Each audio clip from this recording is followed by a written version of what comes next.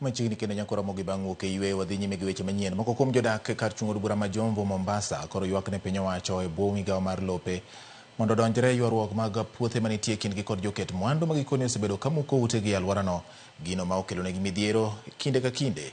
Giloso e gwenge mag Moeba, jadak go kotelnegi kod Wilson Nyamawi koni achiel kuom joket mwandu ne omuko utegi kar saa 10 mar otieno, kendo muko utegi magikone gisedak e thuolo maromo higni 50 maonge notis moro amora. Gikoni obila mane otelo ne chenro mar muko udigo ne ok omiyogi kata thuolo mar choko gigegi, ka gin bende gikoni dhogi ne omoko gi nyithindo makoro sani gi jotgo mane boyen nimar onge kama ginyalo dhiye.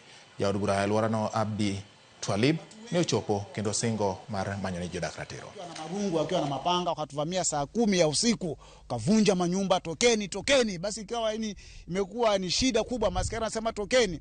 Sasa tutoke tuende wapi na hatukuwa tumepata hata kama ni hamasa, hatujapata awareness yoyote. Hakuna mkutano tumewekewa pengine na mzee wa mtaa, hakuna mkutano tumewekewa pengine na area chief, hakuna mkutano tumewekewa pengine na DO. Vitu vikavunjwa, ma TV, kila kitu paka chakula kikafinikwa. Kulingana na Rigathi Gachagua ambaye ni naibu wa rais, alituambia wazi, akasema hata kama court order imetolewa, kuna procedure ya kufata kama hujafanya ubomoaji. Lazima court order ile ipelekwe Nairobi, iangaliwe, Ministry of Internal Security wakuje ground, waangalie kwanza wakina nani wanabomolewa na ni nini kiko pale.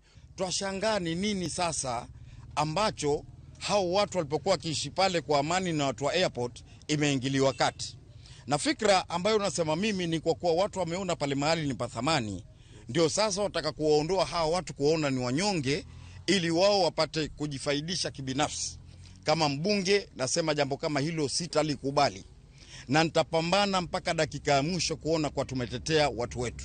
Kitu kimoja ambao nataka kupiana warning kabisa hapa, watu wa Jomvu ni Wakenya kama Wakenya wengine wote wale.